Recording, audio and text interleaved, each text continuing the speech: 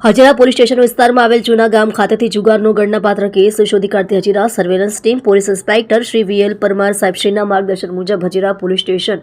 Surveillance સ્ટાફના police માણસો police station વિસ્તારમાં પેટ્રોલિંગમાં હતા. તે દરમિયાન હેડ કોન્સ્ટેબલ ચેતનસિંહ વેલુભાઈ તથા પોલીસ કોન્સ્ટેબલ નરેન્દ્રભાઈ જયસુખભાઈ નાઓને મળેલ સંયુક્ત બાતમી હકીકતના આધારે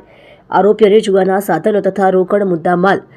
43,520 સાથે પકડી પાડી જુગારનો ગણનાપાત્ર કેસ શોધી કાઢી પ્રશંસનીય કામગીરી કરેલ છે. જેમાં જુગાર રમનાર આરોપીઓ ચિંતન વાલુભાઈ પટેલ,